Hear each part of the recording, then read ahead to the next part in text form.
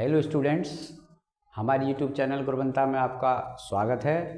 हम आज आपके लिए टॉपिक पार्ट्स ऑफ सेंटेंस लेके आए हैं, जो कि पूर्व की वीडियो जो बनाई थी हमने सब्जेक्ट प्रेडिकेट्स उसी से रिलेटेड है। और आज हम सब्जेक्ट प्रेडिकेट के फर्स्ट पार्ट्स ऑफ सेंटेंस के बारे में आपके लिए बताएंगे।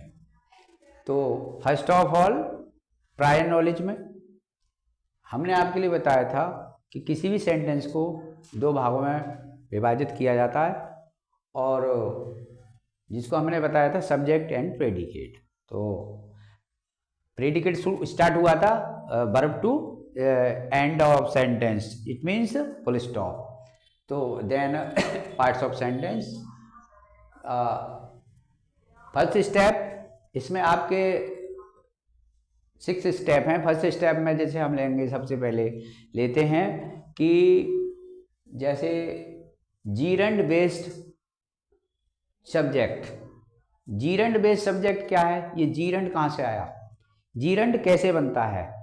जीरंड किसी भी मेन वर्ब की फर्स्ट फॉर्म में आईएनजी जोड़ने से बनता है, और इसको हम सेंटेंस में सब्जेक्ट के स्थान पर प्रयोग करते हैं। दूसरा, जैसे फॉर एग्जांपल देखते हैं हम, smoking is harmful to health. तो इसमें स्मोकिंग सब्जेक्ट है जो कि जीरंड है, और जीरंड कैसे बना है? मेन वर्ब की फर्स्ट फॉर्म में आईएनजी जोड़ने से जीरंड बना है। तो ये हमारा स्मोकिंग जो है वो सब्जेक्ट है। इसके बाद में जो पार्ट है next, is harmful to health, ये हमारा प्रेडिकेट पार्ट्स होगा। देन नेक्स्ट जो सेंटेंस है वह है सेविंग पेज। सेव में जो सेव मेन वर्ब है, इसमें आईएनजी जोड़ने से ये सेविंग बना है, इट मीन जीरंड बना है। और इसके बाद में फिर पेज है, ये पेज हमारा प्रेडिकेट है। ठीक, थर्ड सेंटेंस है हमारा walking is good for health. तो walking is good for health, इसमें वॉक जो मेन वर्ब की फर्स्ट फॉर्म है, इसमें आईएनजी जोड़ने से जीरंड बना है।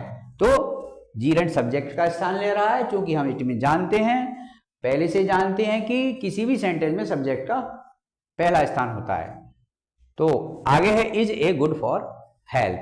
तो इज से लेकर हेल्थ तक का पार्ट ये हमारा प्रेडिकेट हुआ। दूसरा, swimming is a good exercise. इसमें स्विम जो फर्स्ट फॉर्म है, इसमें आईएनजी जोड़ने के बाद ही इसको जीरंड बनाया गया है। जीरंड बनाकर इसको सब्जेक्ट के रूप में यहां लाया गया है। Is a good exercise, is से लेकर एक्सरसाइज तक का पार्ट ये प्रेडिकेट पार्ट्स है। तो देन स्टूडेंट्स, हमारे ये जीरंड बेस्ड सब्जेक्ट हुआ।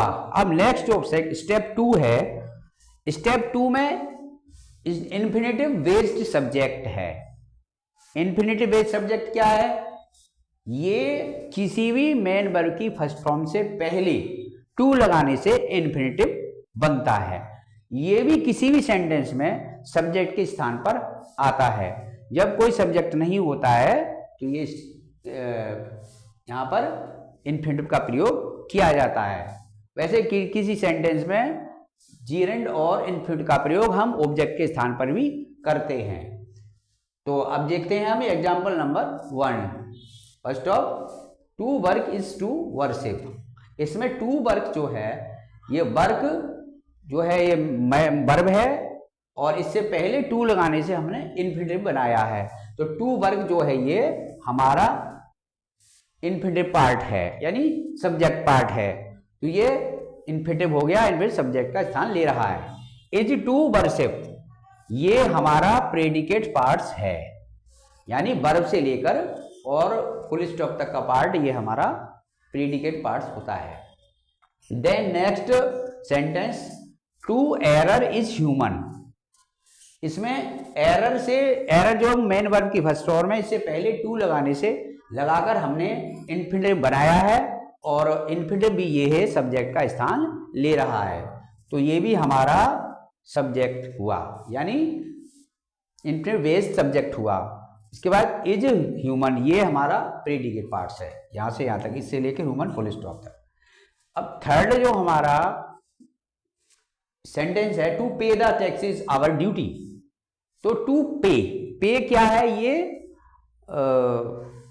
मेन वर्ब की फर्स्ट फॉर्म है, इसको हम टू लगा के इससे पहले इसको भी हमने इन्फिनेटिव बनाया। इन्फिनेटिव बनाने के बाद इसको हमने सब्जेक्ट के स्थान पर रखा है, the taxes is our duty.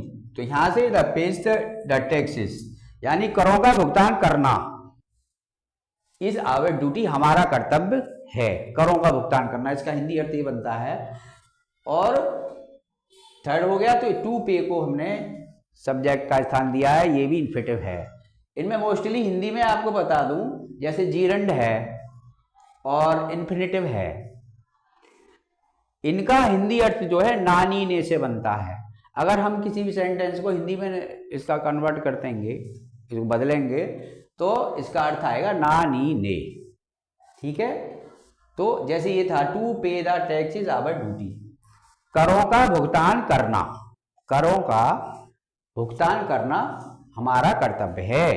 तो ना आया इसमें करों का भुगतान करना, तो नानी ने से ही ये हमारा इसका हिंदी अर्थ आता है, ये हमें ध्यान रखना है, ये हिंदी स्टूडेंट्स के लिए। अगला स्टेप आता है थ्री स्टेप में क्या है, ये है हमारा it and there based subject. इसमें वे उन सेंटेंस में जहां पर कोई भी नाउन प्रोनाउन सब्जेक्ट नहीं होता, तो ऐसे सब्जेक्ट के स्थान पर सेंटेंस में इट और देयर का प्रयोग हम करके उस सब्जेक्ट के अनुपस्थिति की, जो प्रेजेंट नहीं होता, उसकी हम पूर्ति करते हैं। इनको हम डमी सब्जेक्ट भी कहते हैं, डमी सब्जेक्ट, जैसे निर्जीव कर्ता भी कह देते हैं हिंदी में। तो इन दोनों का प्रयोग हम करते हैं, जैसे इट इज रेनिंग टुडे, तो इसमें इट का प्रयोग आप देख रहे हैं कि यह सेंटेंस में हो रहा है, तो इट का प्रयोग हो गया, इट जो है वो सब्जेक्ट हो गया, और इज रेनिंग टुडे यहां से यहां तक का पार्ट, इज से लेकर टू तक का पार्ट, ये हमारा प्रेडिकेट हो गया। दूसरा देखिए, सेकंड सेंटेंस है, there was a king, there was a king, तो देयर इसमें डमी सब्जेक्ट है, तो देखिए इज वॉज ए किंग, तो देयर सब्जेक्ट का स्थान ले रहा है, वॉज ए किंग, तो यहां जो वॉज से लेके किंग तक का पार्ट जो हमारा प्रेडिकेट हुआ, तो इसको हम बोलेंगे it and there based subject, इनके नाम से ये। अगला हम जो लेते हैं स्टेप 4, स्टेप 4 में देखेंगे कि आगे हमारा जो सब्जेक्ट है वो किन किन पार्ट्स में डिवाइड होता है, कि सब्जेक्ट को हमें उसका पहचानना यानी रिकॉग्नाइज करना, उसको बड़ा टिपिकल पड़ जाता है जब हमें रीऑर्डरिंग में सेंटेंस को हमें क्रम में लगाना होता है, उसके बाद ही आएगा वो चैप्टर। तो देखेंगे स्टेप 4 में क्या करना पड़ता है। सबसे पहले जो स्टेप है सेंटेंस में, क्वालिफायर प्लस हेड वर्ड, यानी क्वालिफायर सब्जेक्ट के दो भागों में हम बांटा जाता है, सब्जेक्ट को दो भागों में हमने बांटा, जैसे क्वालिफायर और हेड वर्ड। तो अब क्वालिफायर और हेड वर्ड को हमने सब्जेक्ट को दो स्थानों में बांट दिया, दो भागों में बांट दिया। इट मीन्स क्वालिफायर और हेड वर्ड्स के दो भाग हो गए, टू। उसके बाद में प्लस प्रेडिकेट बेस तो है ही, तो प्रेडिकेट चल रहा है, बज के चलेगा। तो दिस बॉय प्लेज फुटबॉल इसका एग्जाम्पल है, जैसे एग्जाम्पल में दिस बॉय प्लेज फुटबॉल, इसमें दिस जो है, दिस ये क्वालिफायर है, और बॉय जो है वो हेड वर्ड है, मेन हेड वर्ड, नाउन कह सकते हैं, सब्जेक्ट भी कह सकते हैं, और ये प्रोनाउन भी हो सकता है। प्लेज फुटबॉल ये हमारा वर्ब से स्टार्ट हो रहा है, वर्ब प्लेज है, इसमें फुटबॉल ऑब्जेक्ट है, तो देन आपको पहले से पता है कि ये प्लेज फुटबॉल ये हमारा प्रेडिकेट पार्ट है। तो ये हो गया आपका क्वालिफाइड हेड वर्ड, इन सब्जेक्ट को हमने स्टेप 4 में दो भागों में डिवाइड किया। अब स्टेप 5 में हम सब्जेक्ट को 3 भागों में डिवाइड करेंगे। वो 3 पार्ट हैं, सबसे पहले डिटरमाइनर, दूसरा एडजेक्टिव और हेड वर्ड। इसमें हेड वर्ड तो सेम चला ही आ रहा है ऊपर से। अब हम देखेंगे कि क्वालिफायर को, हमने क्वालिफायर को दो पार्ट में इसको डिवाइड किया, जैसे सब्जेक्ट को दो भागों में हमने डिवाइड किया था। क्वालिफायर को दो भागों में, क्वालिफायर के दो पार्ट हो गए। कौन कौन से हुए part? Determiner and adjective. It means अब इसमें जो हेड वर्ड है नाउन की विशेषता बताने वाला भी आ गया और नाउन की संख्या निर्धारित करने वाला भी आ गया। डिटरमाइंस का मतलब है निर्धारण करना, डिटरमाइंस का हिंदी अर्थ है निर्धारण करना, और इसका मतलब है हेड वर्ड जो नाउन है उसका हमें निर्धारण करके दे रखा है नाउन कितना आएगा, सब्जेक्ट सिंगुलर आएगा या प्लूरल आएगा। दूसरा नाउन की विशेषता बताने वाला है एडजेक्टिव। क्वालिफायर का दो पार्ट हो गया। इट मींस तीन पार्ट अब समय हमारे सब्जेक्ट के हो चुके हैं, डिटरमाइनर, एडजेक्टिव, हेड वर्ड और प्लस प्रेडिकेट पार्ट चल ही रहा है, वो तो चलेगा। उसके बाद एग्जांपल नंबर 1 से समझते हैं। The black bird flew away. The black bird flew away it means काली चिड़िया उड़ गई। तो इसमें दा जो है वो डिटरमाइनर है, ब्लैक एडजेक्टिव है और वर्ड जो है वो हेड वर्ड नाउन है। इट मीन जिसके बारे में बात हो रही है। उड़ने वाला कौन है? इट मीन्स वर्ड है, उड़ने वाला वर्ड है। और फ्लू अवे, फ्लू क्या है इसमें? वर्ब है और अवे ऑब्जेक्ट हो गया। तो फ्लू अवे जो प्रेडिकेट पार्ट्स हो गया और द डिटरमाइनर, ब्लैक एडजेक्टिव हो गया और वर्ड जो हेड वर्ड नाउन हो गया जिसके बारे में बात हो रही है कि कौन उड़ा, कौन उड़ा? बर्ड उड़ा। ठीक है। Second 2 number example, her new frock was torn. It means उसकी नई फ्रॉक फाड़ दी गई थी। तो क्या है इसमें? हर जो है वो संख्या निर्धारित कर रहा है कि किसकी? एक ही है, गर्ल है नहीं। हर लगा है, हर जो किसको इंडिकेट करता है? गर्ल्स के लिए। इट मीन सी के लिए। तो हर न्यू, हर क्या है वो? डिटरमाइनर हो गया। न्यू क्या है? एडजेक्टिव हो गया। उसकी विशेषता बता रहा है फ्रॉक जो है नई है कि पुरानी है? ओल्ड है कि न्यू? तो ये विशेषता न्यू है। फ्रॉक क्या है? वो आपका हेड वर्ड नाउन हो गया। और वॉज टॉर्न ये हमारा वर्ब से लेकर और टॉर्न तक का पार्ट, ये हमारा प्रेडिकेट पार्ट है।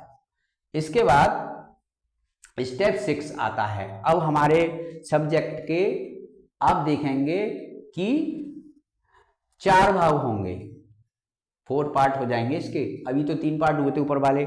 स्टेप 5 में, अब 6 में देखेंगे तो ये कहलाएगा हमारा determiner plus adjective plus head word noun plus adjective phrase. एक नई चीज इसमें आई अगले पार्ट में, जो पार्ट बढ़ा वो हमारा एडजेक्टिव फ्रेज बेस्ड। अब इसमें देखेंगे किसका क्या काम है, पता ही है। डिटरमाइनर तो नाउन सब्जेक्ट की हेड वर्ड की संख्या जो नंबर है वो निर्धारित कर रहा है कितना है नाउन। दूसरा एडजेक्ट विशेषता बता ही रहा है। हेड वर्ड तो है ही जिसके बारे में दोनों बात हो रही है। और अब आता है नया new adjective phrase. Adjective phrase अब ये बैठा है कि वो स्थान की ओर इंडिकेट कर रहा है, place, place to indicate place है। क्या कर रहा है? एडजेक्टिव फ्रेज जो है वो स्थान की ओर संकेत करता है, कर रहा है कि वो जो नाउन है वो किस स्थान पर है। तो तीनों का हमें डिफरेंस पता चल गया।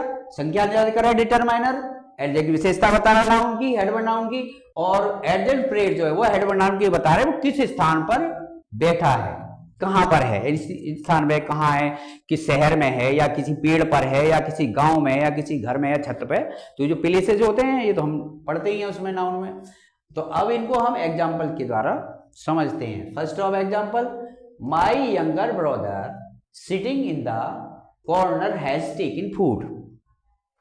तो इसमें हम देखेंगे माई, ये हो गया आपका डिटरमाइनर क्योंकि चल रहा है पहले से। यंगर, उसकी विशेषता क्या है भाई की, कि वो यंगर यानी छोटा है, जवान है।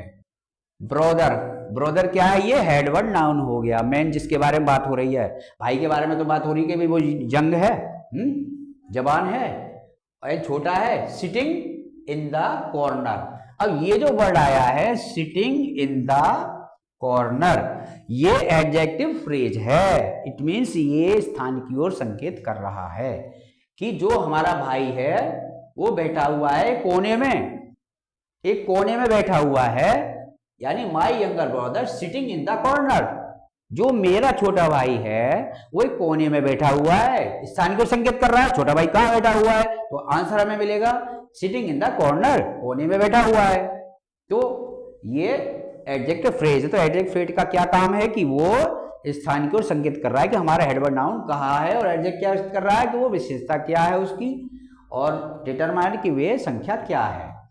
तो कॉर्नर हैज टेकन फूड। अब हैज टेकन फूड जो है वो हमारा प्रेडिकेट पार्ट होता है, क्योंकि वो वर्ब से रिलेटेड है, और वर्ब से लेकर फुल स्टॉप तक का पार्ट वो प्रेडिकेट होगा। देन सेकंड जो हमारा सेंटेंस है, those pretty birds sitting in the tree are chirping. तो इसमें देखिए दोज संख्या निर्धारित कर रहा है कि वो सुंदर पक्षी कितने हैं। ये बहुत सारे दोज वर्ड जो है वो क्या प्लूरल वर्ड है ना, दोज और दीज है नहीं, तो डायरेक्शन दे रहे हैं वो प्रेटी, दोज डायरेक्शन दे रहे हैं, बहुत सारे हैं। तो दोज क्या हुआ, डिटरमाइनर हो गया, बता रहा है प्लूरल है। प्रेटी एडजेक्टिव हो गया। पक्षी नाउन वर्ड कैसे हैं, वर्ड्स वो सुंदर है।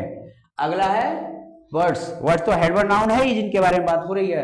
अब एडजेक्टिव फ्रेज क्या कहता है कि वर्ड्स जो है वो सिटिंग इन द ट्री, वो पेड़ पर बैठे हुए हैं, पेड़ पर बैठे हुए हैं। तो ये एडजेक्टिव फ्रेज जो है वो बता रहा है कि पक्षी पेड़ पर बैठे हुए हैं। आर चर्पिंग, और वो चहचहा रहे हैं। तो पेड़ पर बैठकर चहचहा रहे हैं, तो यहां से हमारा प्रेटी हो गया एडजेक्टिव, और वर्ड्स हो गया headword noun, and sitting in the tree ये स्थान की ओर संकेत कर रहा है किस में, पेड़ पर बैठे हैं। तो ये हमारा एडजेक्टिव फ्रेज हो गया। आर चर्पिंग ये हमारा वर्ब से स्टार्ट है, इसीलिए आप जानते हैं कि remaining parts of the sentence is predicate always. So then next video में आपके लिए पार्ट्स ऑफ प्रेडिकेट बारे में बताएंगे। उसके बाद हमारा next topic board related exercise reordering चलेगा। Thank you for this watching video, and like करें, सब्सक्राइब करें एंड कमेंट करें।